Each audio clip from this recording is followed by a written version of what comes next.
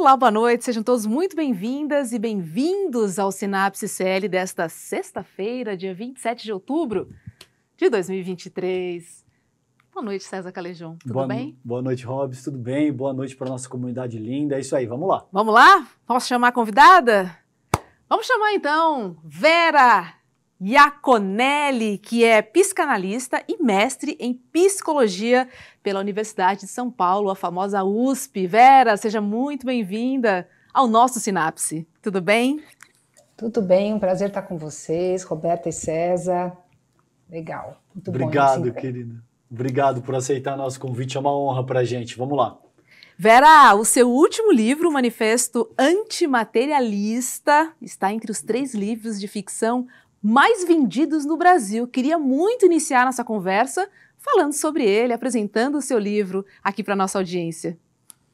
Então, o Manifesto Antimaternalista, ele vai mostrando a questão da ideologia da maternidade na atualidade. O maternalismo é uma ideia da sociologia e da história que fala de uma forma que a sociedade encara a maternidade, que vem se arrastando aí desde o século XIX até agora, e que vai se tornando cada vez mais anacrônica e levando a maternidade ao colapso. Então eu brinco que é um manifesto antimaternalista, ou seja, anti uma certa ideologia pró-parentalidade, maternidade e cuidado com as próximas gerações. Então não é contra a maternidade, mas uma tentativa, inclusive, de salvar as condições do cuidado para as próximas gerações.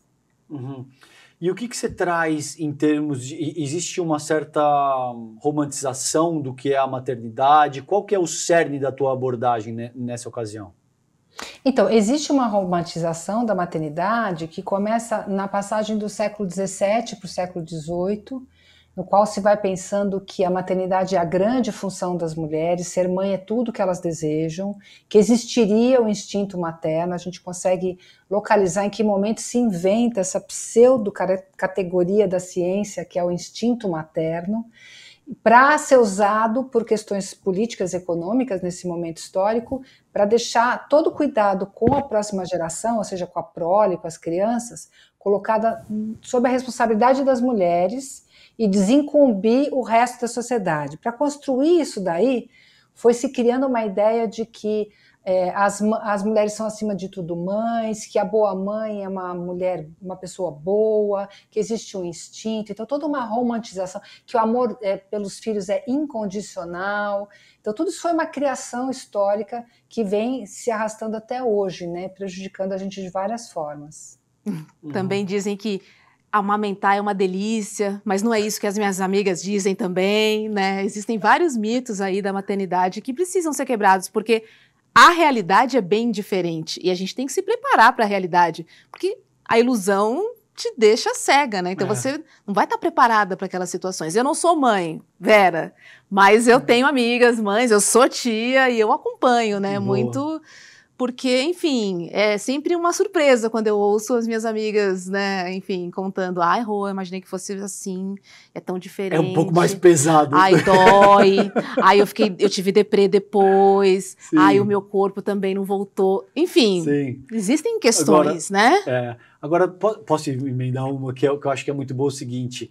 Eu venho, Vera, de uma casa de psicólogos. Então, a gente sempre teve essa discussão, o que diz, por exemplo, acerca do termo instinto. Na psicologia, isso é muito debatido, o que é instinto, etc. e tal.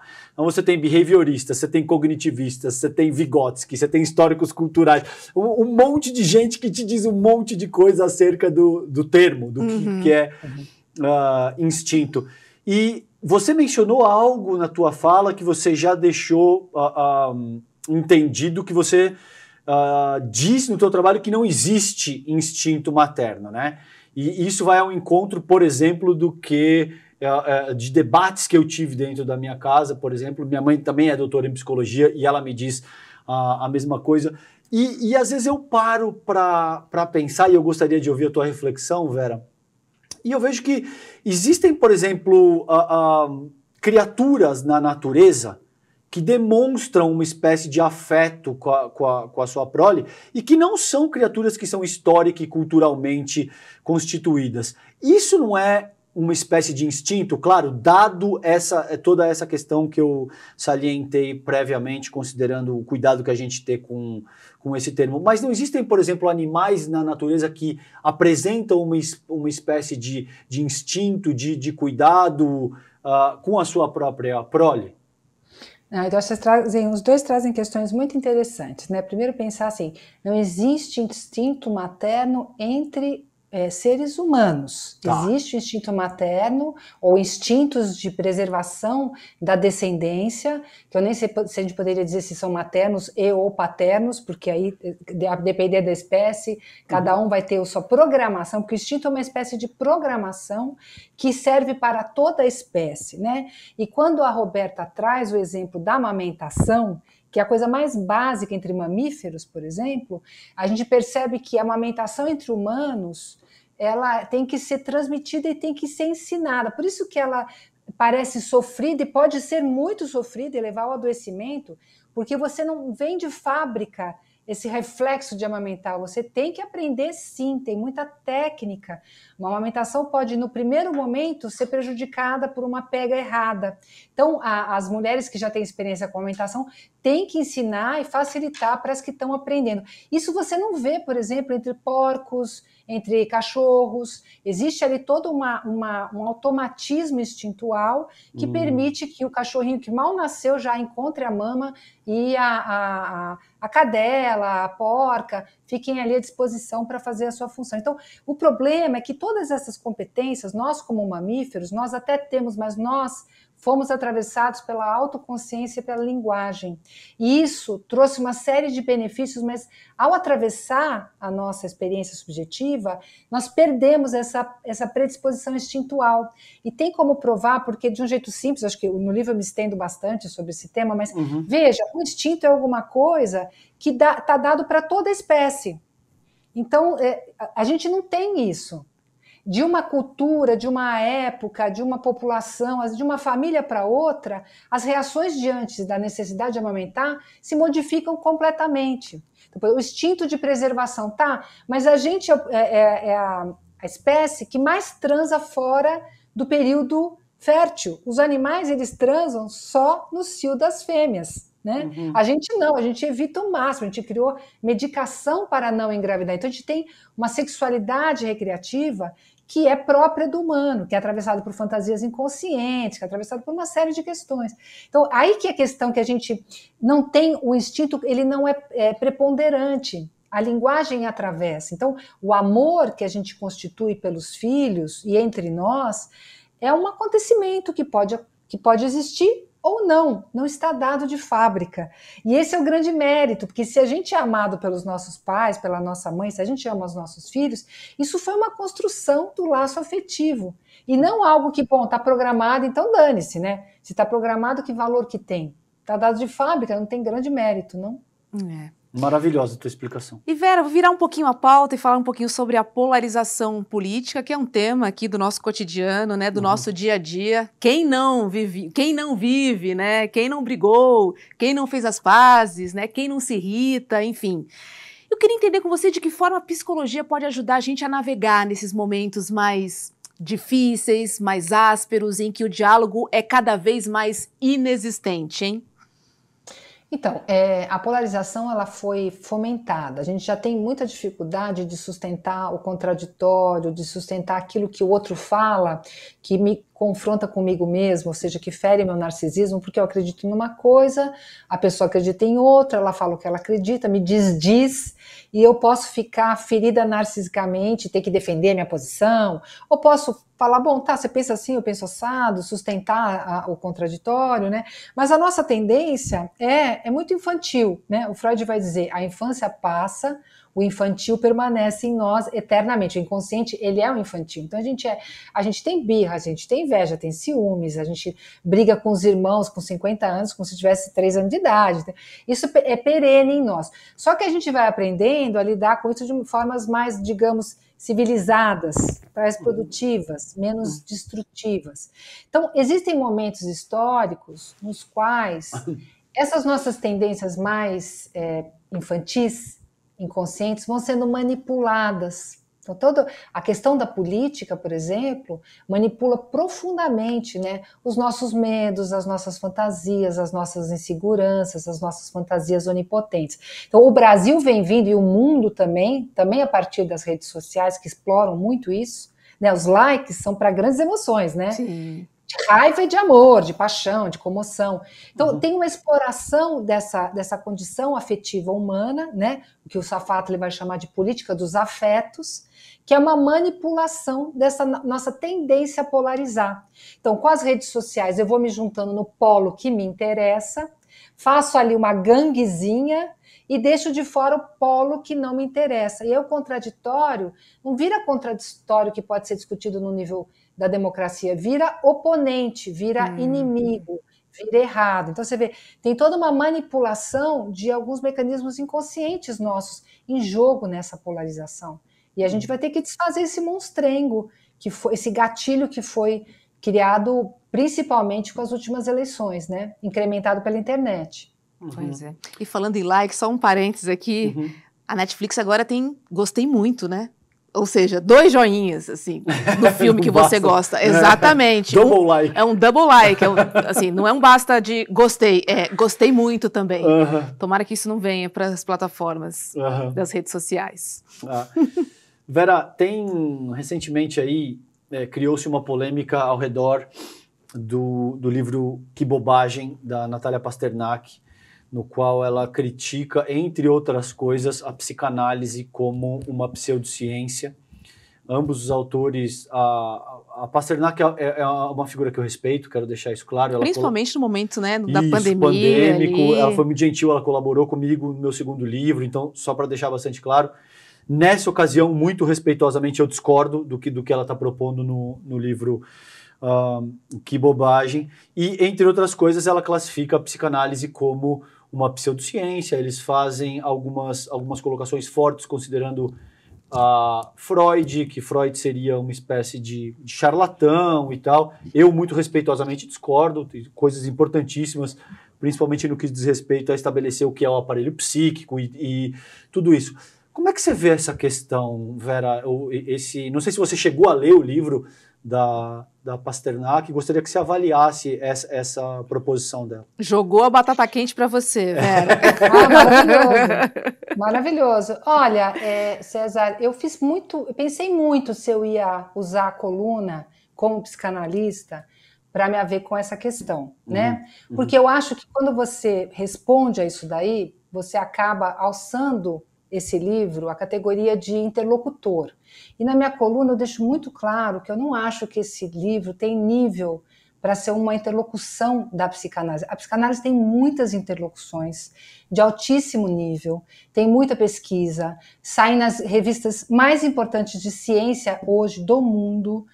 Essa discussão, a psicanálise é ciência? Que tipo de ciência? Porque não tem um modelo de ciência. O próprio campo da ciência está em permanente discussão do que a gente considera ciência, né? E dentro deste campo do que a gente considera ciência, todos os estudos que são feitos para entender a eficácia, o que pode ser controlado, o que não pode ser controlado, o que pode ser provado, o que não pode ser provado. Isso está sendo discutido há décadas, com gente de altíssimo nível, né, que traz ali, nas revistas que são consideradas por todos os cientistas do mundo, as revistas mais importantes, né, The Nature e outras, tá? Então aí vamos lá. Como é que você vai ter um interlocutor que já começa no título, dando já o diagnóstico e colocando a psicanálise como uma bobagem? Aí já complicou, né? Porque é um título pegajoso, é um título que foi feito para vender livros, já começa uma questão sobre qual é a qualidade de interlocução que você tem ali, se o livro tem um título totalmente para venda. Segundo, na hora de discutir esse tema, essa discussão foi feita entre os autores, um jornalista e uma cientista que nos ajudou muito durante a pandemia, mas ok, né? Isso acho que o mérito não foi tirado ali, e outros jornalistas que não têm conhecimento, ou não têm que ter conhecimento nenhum de psicanálise, tá? O único debate que eu vi de um dos autores, o Orsi, no caso, com um psicanalista que estuda, inclusive, a questão da ciência, a questão das ciências em relação à psicanálise, foi um que saiu na Unicamp, com o Mário Eduardo Costa Pereira, um colega nosso que é maravilhoso. A gente também tem o Paulo Bier, que é um cara que escreve ciência e psicanálise, são pessoas debruçadas. E nesse debate, quem tiver curiosidade de ver, veja lá na Unicamp, o debate entre o Orsi e o Mário Eduardo Costa Pereira, discutindo o livro Bobagem, que a gente já está chamando o livro pelo nome, é uma bobagem esse livro, ele se autonomeou ali, porque o Mário vai mostrando todas as pesquisas e perguntando para esse autor se eles tinham estudado isso daí. Uhum. E as respostas são não, não e não. Então, desculpa, para a gente discutir alguma coisa tem que ter um certo nível básico da conversa. Você não pode chegar... E no fim eles acabam dizendo que mas a gente publicou uma coisa que os americanos já publicaram. Que tipo de resposta é essa? Então, se pegou nos Estados Unidos, vai pegar aqui também, vamos vender livro e tudo bem? Então, assim, desculpa, eu não acho que é uma interlocução à altura, e as interlocuções à altura são muito, mas muito bem-vindas, e estão sendo feitas por vários estudiosos no mundo inteiro, né? E a gente tem aí, só para trazer os royalties para o Brasil, Siddhartha Ribeiro, Mário Eduardo Costa Pereira, Paulo Bier e outros. Basta pesquisar. E se você vai escrever um livro sobre uma coisa, eu sugiro que faça a lição de casa. Uhum. Boa. Vera, ontem a gente recebeu o Kylie J, o DJ dos Racionais MCs aqui no Sinapse CL, e a gente falou muito sobre a periferia, né? A gente falou muito como a periferia se sente excluída, né, da sociedade, abandonada, não olhada. E eu queria aproveitar você aqui hoje para te perguntar quais são as implicações psicológicas da desigualdade na vida dessas pessoas, hein?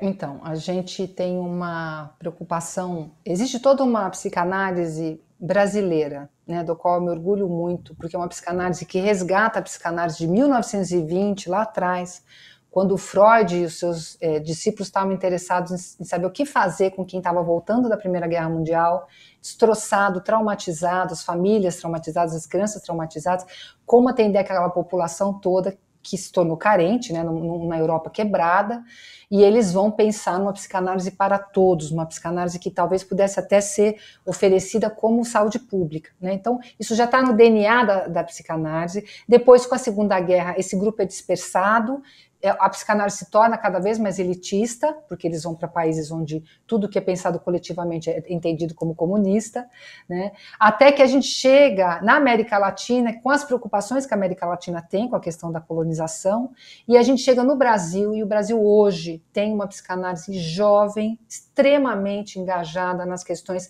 interseccionais, ou seja, nas questões das opressões por raça, por gênero, por classe social e outras, né? Então, nós temos, não dá hoje para ser psicanalista no Brasil, olhar para o teu lado e perceber que você só tem colegas brancos de classe média alta, estudando junto com você, nas universidades, atendendo junto com você, pessoas brancas de classe média alta. Não dá para a gente encarar isso sem se constranger, sem se envergonhar. Então, existe todo um movimento hoje na psicanálise, de formação de psicanalistas negros, de atender as pessoas periféricas, brancas ou negras, enfim, de atender pessoas trans sem patologizar a experiência e orientação sexual delas e as identidades outras, né? Então, a gente tem um movimento de reconhecimento do sofrimento próprio das pessoas que vivem em situação atravessadas por fenômenos que, normalmente, a classe média, a média alta não é atravessada. Então, eu quero só fazer uma observação, Roberta, que é assim, os sujeitos, nós sujeitos, cada um de nós sofremos. Os sofrimentos não são medidos, tá? Sofre menos, quem perde um filho, não importa em que condição perde, porque tem uma dor ali incomensurável, por exemplo, só para dar um exemplo, tá? Mas as pessoas estão submetidas a fenômenos diferentes. Eu não sei o que é passar fome, eu não sei o que é ter o risco de ter um filho retirado pelo Estado porque eu sou pobre e o Estado decide que porque eu sou pobre eu não posso levar aquela maternidade adiante. Eu não sei o que é morar numa periferia e ter uma pessoa me seguindo cada vez que eu entro numa loja achando que eu vou roubar alguma coisa ou ter medo da polícia. Isso para mim não existe no meu dia a dia. Então eu sou submetida a fenômenos diferentes dessas pessoas. E a gente tem que estar letrado, sensibilizado, conscientizado para poder escutar essas pessoas no consultório, seja um consultório de rua, seja um consultório dentro do espaço mais privado, sensibilizado e alerta para esses fenômenos, para saber como é que aquela pessoa, na singularidade dela, se virou com essas questões que não me pertencem ao campo de fenômenos delas. Então, eu acho que são sofrimentos atravessados por fenômenos diferentes e a gente tem que observar, porque essas pessoas são extremamente invisibilizadas e isso já é um sofrimento em si mesmo. Posso só emendar e fazer Claro. uma pergunta, Vera? Mas essa psicanálise, essa terapia, ela é acessível para essas pessoas? Boa, Roberta. É isso que a gente está batalhando dia e noite para conseguir. Né? Quer dizer, os institutos de psicanálise tardiamente se conscientizaram, por exemplo, que eles não tinham cotas. As universidades têm cotas, por que a gente não tem cota? Né? Quer dizer, então, lá no Instituto Geral de Psicanálise, a gente tem um grupo de ações afirmativas que trabalha com os optantes, que trabalha com cotas, 30% das nossas vagas são para cotistas. Então, e agora os institutos também estão começando a se virar. Então, na medida em que você tem mais psicanalistas negros, mais sensibilizados por essas questões, mais uma rede de acesso a essas análises, você vai fazendo todo um circuito de possibilidade de atender a população. Mas eu vou dizer mais uma coisa, gente, não vamos nos iludir. A gente poderia ter todo mundo acesso a todos os psis que existem hoje, ainda ia faltar psi. Porque o estilo de vida que a gente leva é tão insalubre que a gente está partindo do pressuposto de que todo mundo precisaria fazer uma análise, o que não é verdade, tá? A gente precisa começar a mudar os modos de vida que a gente tem. Quer dizer, a psicanálise não vai resolver o problema da periferia. O problema da periferia é um problema político, que a psicanálise até tem que se engajar, mas ele tem que ser resolvido realmente ali, né? E a gente está correndo atrás de oferecer para cada vez mais pessoas o tratamento, como foi preconizado pelo Freud lá há mais de 100 anos. O SUS não atende, né? O SUS não entra nesse pacote. No SUS. Tem Sim, também no SUS. Sim, você tem CAPs AD que trabalham com pessoas com problema de adição, você tem CAPs que trabalham com a infância, o CAPSI, você tem vários instrumentos, o SUS é maravilhoso, o SUS ele só precisa ser fomentado, ser apoiado, a gente não precisa mexer no modelo do SUS, a gente precisa injetar ali energia, gasolina, porque o carro é um Mustang, para quem gosta de Mustang, tá?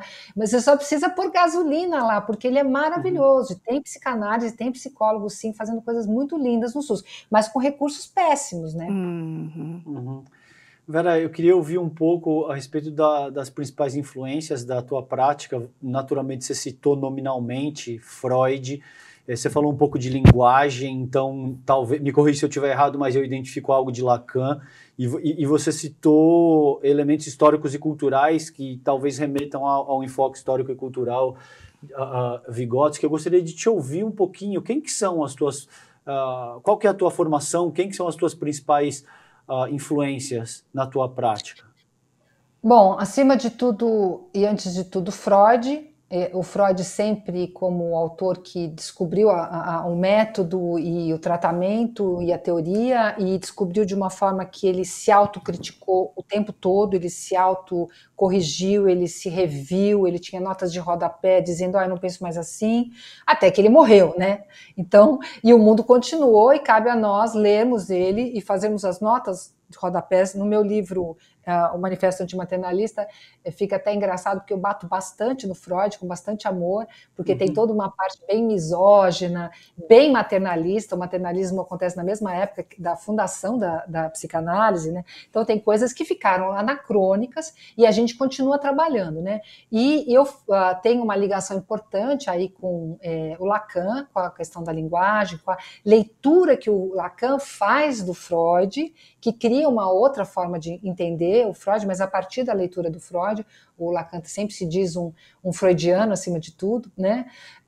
Mas eu sou uma psicanalista freudiana, lacaniana brasileira, né? Atravessada pela Lélia Gonzalez, atravessada também pelas leituras de Fanon, que não é brasileiro, mas que traz as questões da colonialidade para a gente, as questões raciais que para a branquitude tem que ser. A gente tem que afundar a cara nisso daí e ser afetado por isso, né? Tem Neuza Santos Souza, a gente tem muitos autores brasileiros que são incontornáveis. Tem Christian Dunker, que para mim é uma figura fundamental, Mara Café, são pessoas que estão vivas aí, são pessoas que estão... O próprio Mário Eduardo Costa Pereira, né? Tem muita gente produzindo coisas, Miriam Debier, que se debruça sobre as questões dos imigrantes. Então a gente está muito bem servido na psicanálise brasileira, gente. Para dessa coisa colonizada dos, sabe? Tem a Argentina aqui do lado com uma produção maravilhosa. Vamos olhar porque é nosso. É isso aí, arroz e feijão. Vera, queria um pouquinho lá para o Oriente Médio, falar um pouquinho sobre a guerra, os impactos da guerra, principalmente nas crianças palestinas, né? A gente tem visto imagens aí tristes, né, de crianças brincando em cemitérios, crianças brincando em casas destruídas, crianças que perderam os pais, perderam família. A gente consegue mensurar o impacto psicológico nesses palestininhos, nessas crianças que estão vivenciando tão cedo dramas tão profundos?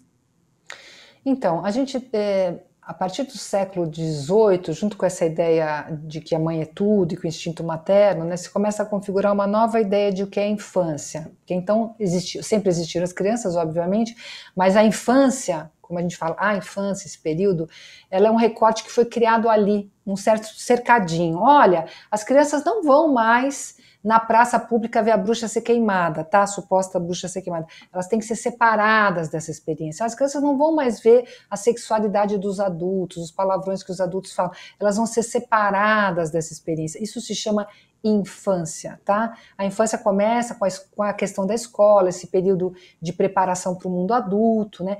Isso é a infância, tá? A infância nunca chegou para todo mundo. Nunca chegou. Né? A gente tem as crianças soldado, a gente tem casamento infantil, a gente tem as crianças que trabalham desde sempre, né? Então a infância acabou se tornando um privilégio, né? De raça, um privilégio de classe. E essas crianças que são submetidas, e a gente não precisa ir até a Palestina, né? A gente vai aqui na periferia, não precisa, a gente vai aqui na periferia, as crianças aí submetidas a experiências de exploração sexual, de violência, que eu considero uma violência de Estado, na medida que tem toda uma negligência com uma parte da nossa população, que muitas vezes é considerada negligência dos pais, mas na verdade é uma negligência do Estado com a condição de vida dessas famílias, né? E aí não tem infância possível, não tem. A Ilana Katz, que é uma autora também maravilhosa com quem a gente trabalha, ela vai falar, a gente não pode falar a infância, qual infância? A infância Yanomami, a infância do centro da cidade de São Paulo, que é democrática, versus a infância da periferia. Então a infância não chegou para todo mundo e vai acabar antes que chegue, pelo jeito que a coisa está indo, né? Então são experiências extremamente duras, traumáticas, que podem fazer desaparecer a crença no humano, né? E às vezes não. Às vezes a pessoa passa por tudo aquilo e renova suas experiências a partir de pequenos gestos onde o humano pode aparecer. Essa semana a gente ouviu no The Daily, do New York Times, uma mãe que está com o filho ali sequestrado, não sabe se está vivo ou morto, uma mãe israelense, contando que uma pessoa que esteve com ele, com esse filho que ela não sabe o paradeiro, contou que uma pessoa muçulmana defendeu as crianças que estavam junto com o filho e foi morta pelos soldados, um muçulmano, foi morto pelo Hamas para defender crianças israelenses. Isso é um gesto que nunca a gente pode esquecer, que retorna à questão da humanidade. Então, os efeitos são para sempre, mas a gente não sabe exatamente como cada um vai construir algo do humano a partir dessa experiência terrível. A gente se refez depois da Segunda Guerra, a gente tem outras experiências anteriores, a gente tem que apostar sempre na possibilidade de renovação da subjetividade, né? Vera, e você citou o Dunker, eu tive umas 2, 3 conversas com ele ao longo do último ano. Eu gosto muito do Christian também, um cara muito inteligente, tem uma contribuição muito significativa. E ele estava dando conta de como é que ele sente que essa racionalidade neoliberal é uma máquina de amassar a gente, que provoca muita dor psíquica e tal, muitas vezes até como uma estratégia para fazer a manutenção das suas próprias propriedades. E aí eu estava conversando com ele que eu vejo que as redes sociais são as interfaces mais visíveis, mais imediatas desse modelo de sociabilidade. Como é que você avalia isso enquanto uma profissional da área? Você acha que a rede social está causando mais dor psíquica para o ser humano de forma geral? Sim, sim. E a gente pode, eu vou puxar, então, já que vocês tiveram essas conversas maravilhosas com o Dunker, que ele é o máximo, né? Vou puxar a sardinha para um lado que eu acho que é bem explícito, que a gente já tem estudos que mostram, não sei se ele trouxe aqui já, que mostram que a entrada do smartphone teve um efeito hoje já mensurável na infância, né? Teve um efeito então a gente já tem ali uma variável discriminada, entre outras, dizendo que a partir da entrada do smartphone você tem as crianças maior número de suicídio, de depressão, de automutilação, de ansiedade, de distúrbios de imagem corporal, principalmente com as meninas, isso já pela entrada da internet, porque a internet ela foi criada como um produto para ser vendido, não tinha menor interesse humanitário nela, e é um produto extremamente aditivo, é a droga mais potente que tem efeito sobre o cérebro humano, justamente são as telas, né? Então, nesse sentido, a gente é aquela geração na qual cada vez menos pessoas lembram o que era antes da internet. São testemunhas da experiência antes da internet. As gerações já estão entrando com a internet como a luz elétrica para nós. A gente não consegue imaginar a vida sem a luz elétrica, e para elas confiam na internet como quem confia na luz elétrica. Isso aqui é bom. Então, cabe a nós, que somos as testemunhas dessa passagem, batalhar muito, muito pela regulação do acesso dessas redes. A gente acabou de ver aí a Meta sendo processada justamente por essa pesquisa de danos já comprovados dos efeitos nocivos dessas redes, principalmente na infância, tá? Porque você está em formação, a nossa subjetividade foi formada antes do uso da rede, agora um bebê já tem acesso a isso, e isso transforma a subjetividade, transforma os laços sociais, a relação com o corpo, enfim, né? Então está se correndo atrás disso. Mas veja, a Meta vai dizer, bom, mas a gente criou o mecanismo X, Y, papapá, é só os pais usarem, mas os pais vão ser monitores de um aparelho auditivo, mais ou menos como se o pai fosse assim, o policial evitando que o filho usasse cocaína. Não é assim que funciona, né? Porque o neoliberalismo ele também tem justamente a ideia de que os problemas coletivos têm que ser resolvidos no mundo privado. Deixa o pai e a mãe cuidarem disso, deixa a escola ali, vista também como privada, cuidar disso. A gente não tem nada a ver com isso. Não! O Estado tem que entrar e regular esse trem, porque isso daí é muito forte, a gente não tem como fazer frente a essas grandes corporações. Então vamos pensar, por exemplo, o uso do cigarro, né, gente? Nos anos 60, as pessoas fumando, o médico fumava te atendendo no consultório. E a indústria farmacêutica já sabia, a indústria do tabaco já sabia perfeitamente dos testes, mostrando que é cancerígeno. Mas era um lobby tão forte, tão rico, tão poderoso, que ninguém imaginava que um dia a gente ia conseguir fazer frente a eles. E fizemos, né? Fizemos. O Brasil, ele tem essa notoriedade de ter conseguido ser um dos poucos países em desenvolvimento que conseguiu barrar e diminuir sensivelmente o uso do tabaco com crianças e adolescentes, com as novas gerações. Então a gente vai ter que fazer essa regulação também com as redes, mas lembrando que a rede não é cigarro, a rede tem um lado maravilhoso. A gente vai ter que separar o joio do trigo, mas a gente tem que fazer isso com urgência, porque nós estamos adoecendo e isso já está comprovado. Aproveitar a sua carona no adoecendo e falar um pouquinho da violência nas escolas, né, César, que a gente tem visto, enfim, casos e mais casos aparecendo. A gente entende que essa política de armas, né, ela, enfim, deu acesso a muitas pessoas, a muitos pais em casa. Mas o que eu queria ver com a Vera essa questão, né, da liberação de armas, enfim, do acesso, né, que se tornou muito mais fácil para as nossas crianças. Queria entender psicologicamente, assim, para uma criança pegar a arma do pai e chegar a matar uma outra pessoa na escola, ela tem que estar sofrendo muito, Vera? Ela tem que estar fora de si? Em que condições uma criança toma uma atitude dessa tão grave e tão violenta, hein? Então, em condições extremas, mas a gente tem que lembrar da palavra criança, ou seja, uma pessoa que ainda não viveu o suficiente para ter a dimensão do resultado dos seus atos. Quantas coisas a gente faz e se arrepende e aí para de fazer porque já viveu o suficiente para saber que aquilo não dá certo. Então a criança ela ainda não tem esse arco de experiência. E muito frequentemente quando eles fazem isso, eles atentam contra si mesmos.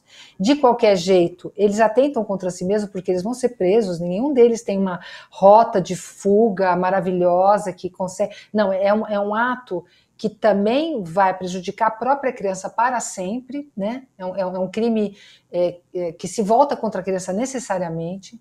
Ela tem que estar num estado descontrolado, mas a gente também tem que lembrar que é próprio da infância, principalmente da adolescência, a impulsividade, a dificuldade de antecipar os resultados e uma pobreza de planejamento também, no sentido de, será que eu consigo evitar isso fazendo aquilo? Não, vamos partir para o ato. A atuação é muito pregnante nessa idade.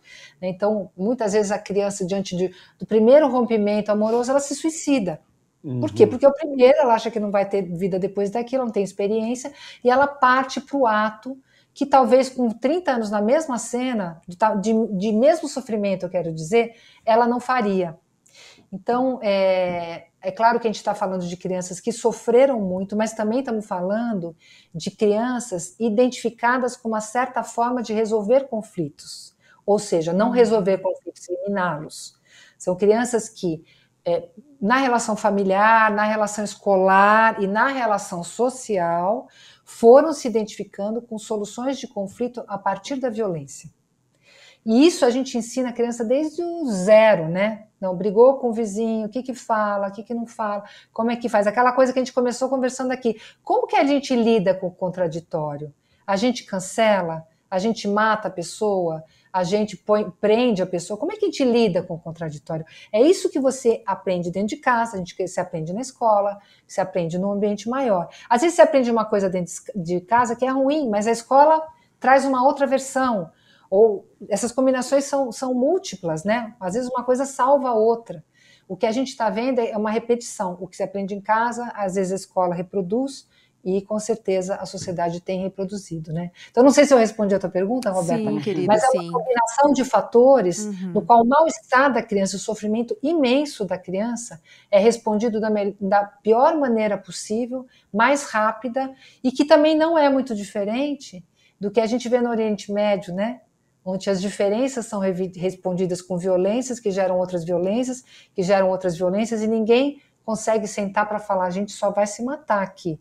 Não tem futuro para essa conversa sem a morte de alguém, né? Então, olha o que a gente está mostrando para as crianças. Sim.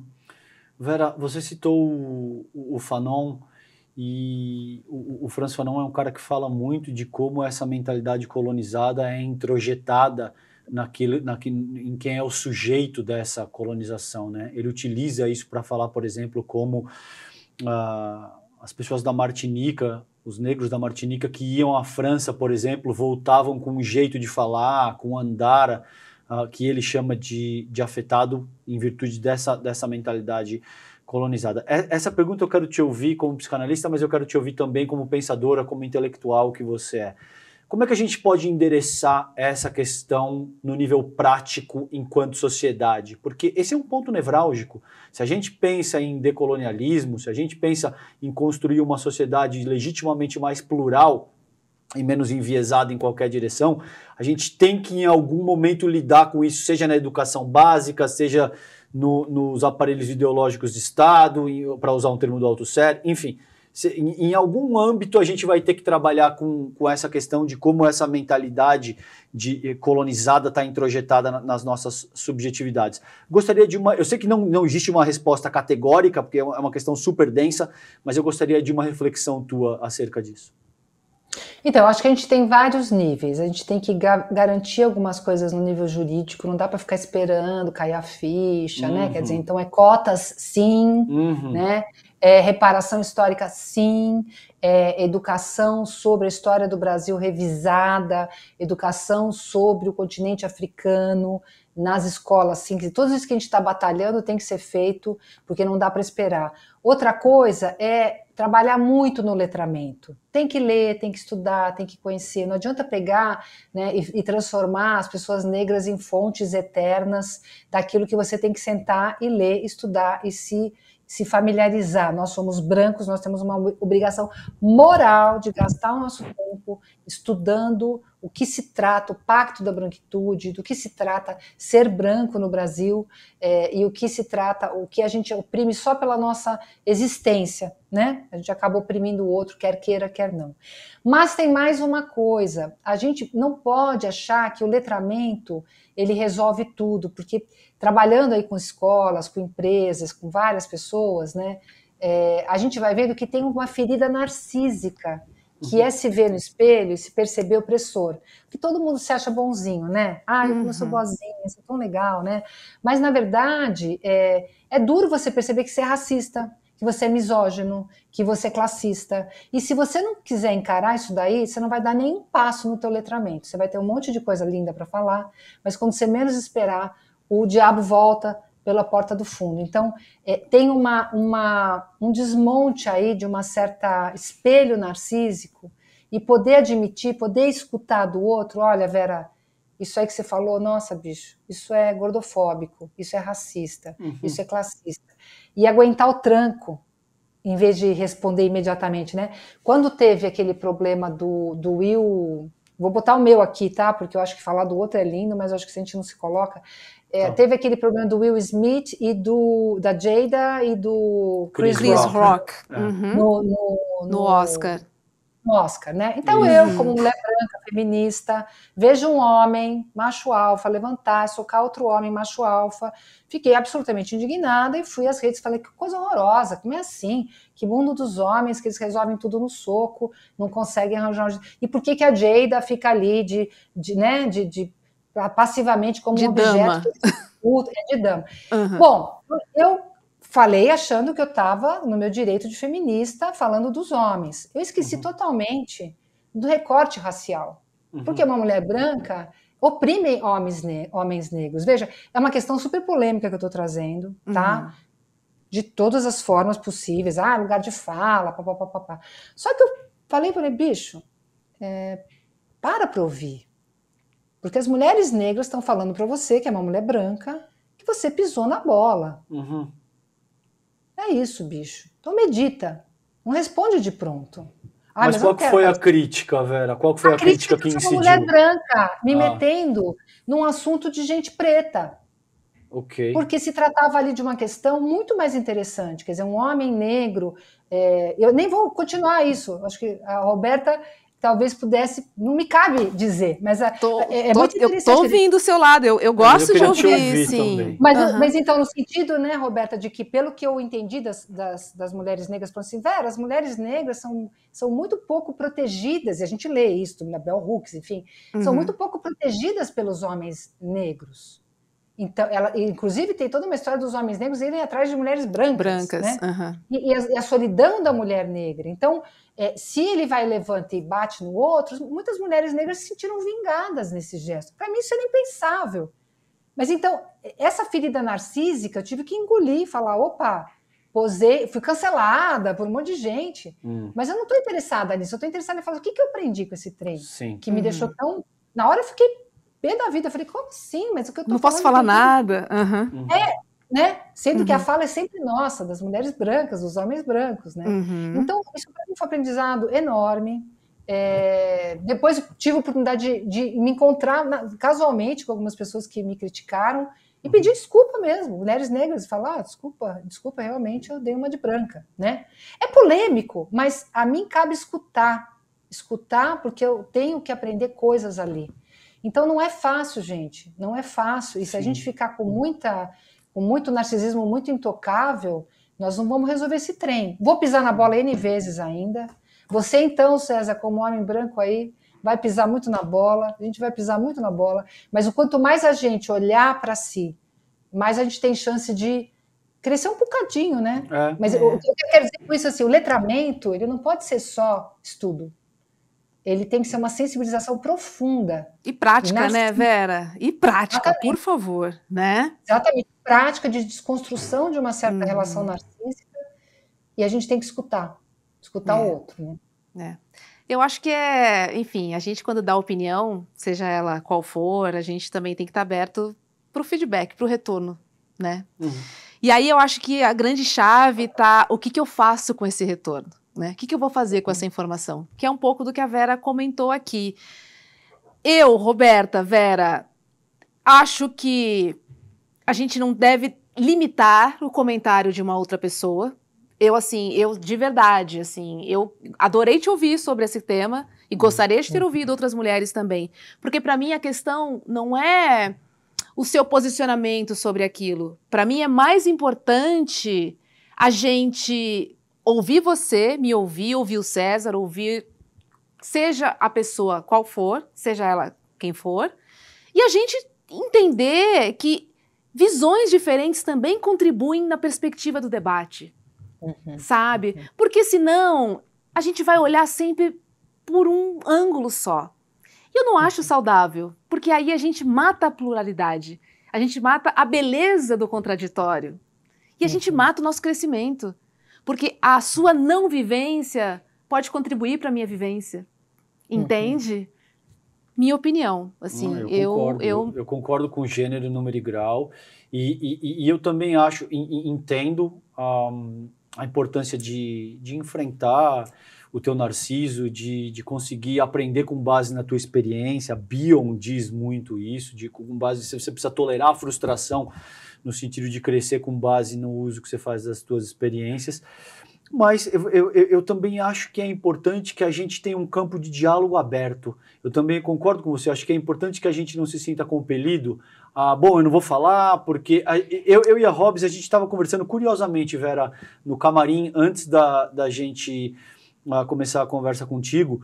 A gente conversa muito acerca de temas raciais. Eu disse, tudo que você disse, eu tinha te dito no camarim, acerca de que, enquanto homem, hétero, branco, existem uma série de questões que me cabe muito mais escutar e ouvir e reconhecer que existem limites hoje que são complicados.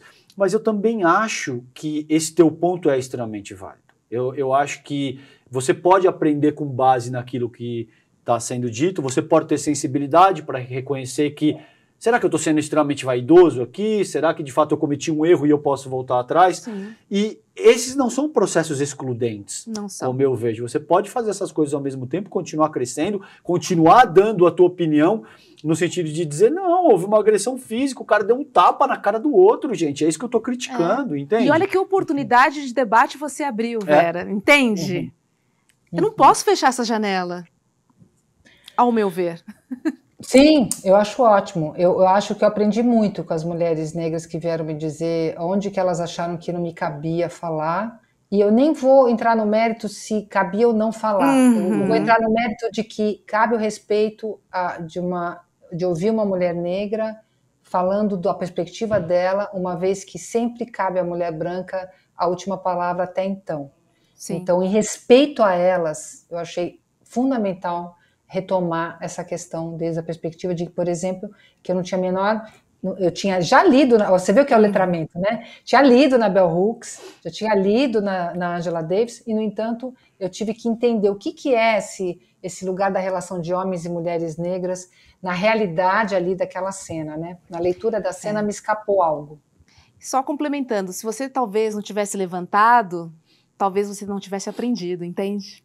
Sim, e as pessoas foram generosas, né, Roberta? As pessoas foram generosas, que se deram o trabalho de vir me dar um oi, né? E elas foram generosas. Algumas cancelaram imediatamente, mas algumas foram generosas, tiveram paciência de dar um toque. Eu acho isso maravilhoso, agradeço muito. Muito bom. Vera, queria te fazer uma pergunta sobre a pandemia, né? Que a gente, enfim, a pandemia passou, a quarentena passou, mas os reflexos estão aí, né? Eu queria saber de você, temos reflexos positivos dessa história toda? Negativos a gente conhece bastante, mas a gente aprendeu algumas coisas importantes também, não? Então, é uma pergunta muito interessante, Roberta. Eu acho que, se eu posso dizer alguma coisa positiva, é uma coisa bem psicanalítica, né? Tem uma coisa que é positiva na psicanálise, que a gente quer quando a pessoa chega e fala: nossa, era isso, olha o que eu fiz, olha, né, estou aqui reclamando que eu me divorciei e agora eu me dei conta da minha parte nessa história, né? É o momento da conscientização, que o Lacan vai chamar, que é um instante de ver. É sempre doloroso, porque é o momento que você vai ver aquilo que você fez tudo para não ver. Quando cai aquela fichona, assim, você fala, não.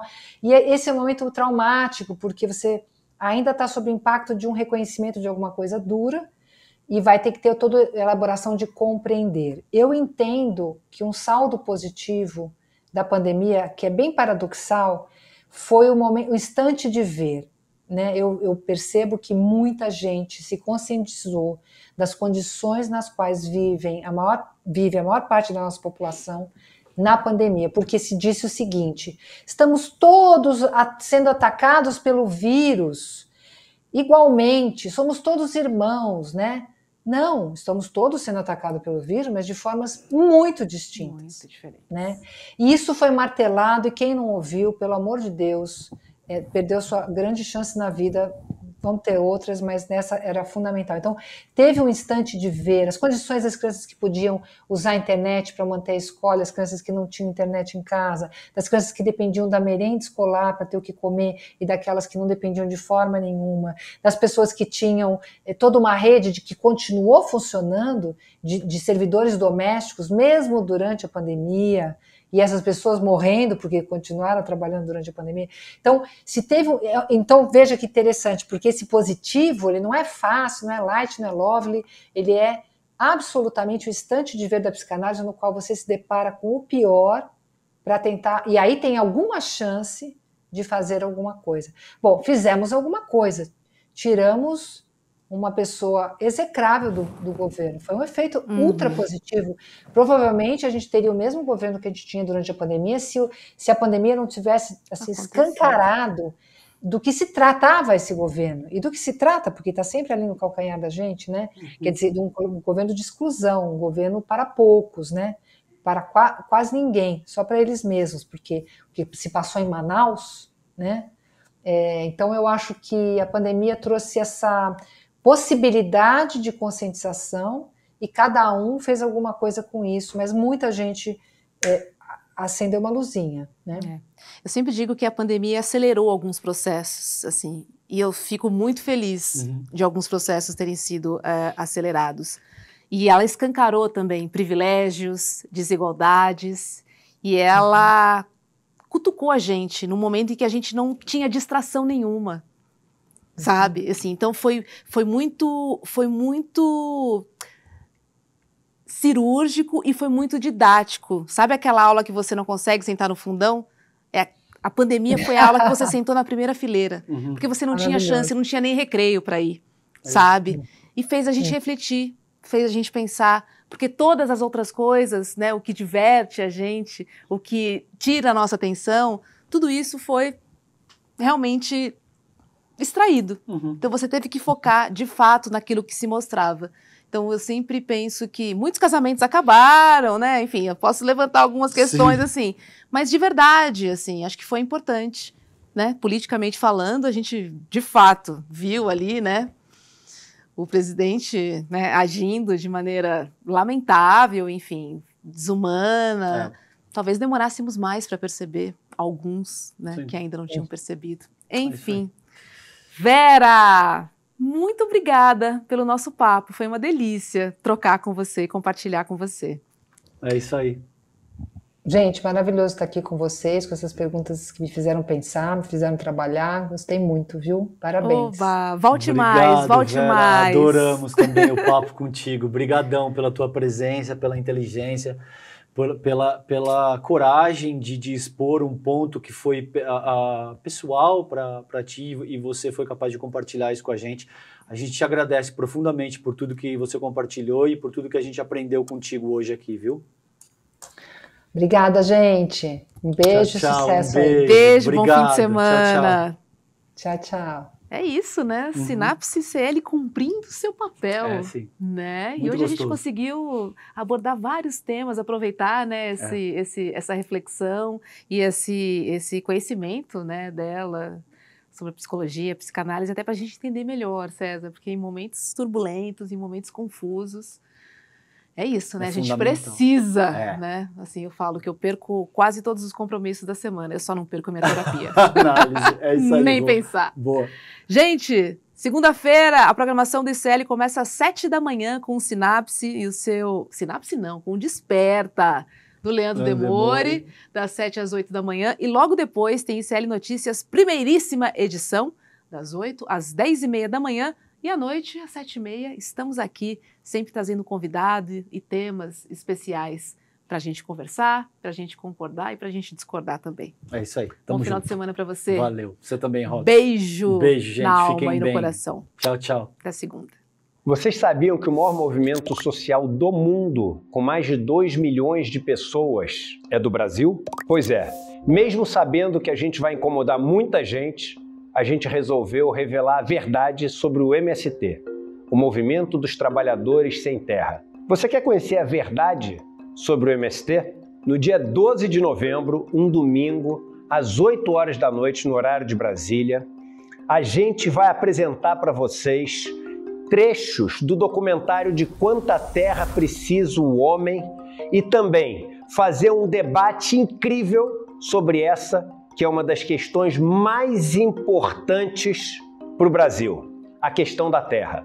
Junto conosco vai estar ninguém mais, ninguém menos do que João Pedro Stedley, um dos principais líderes do Movimento dos Trabalhadores Sem Terra. Estarão conosco também várias outras pessoas que têm na sua vida a luta da terra como um dos principais motores. Para você não perder esse encontro histórico e assistir trechos inéditos do filme De Quanta Terra Precisa o Homem, é só você se inscrever gratuitamente no link aqui em cima ou aqui embaixo. Não perde essa chance. Todo mundo vai celebrar a estreia do ICL no mundo dos documentários e filmes e, mais uma vez, aprender muito com a nossa plataforma.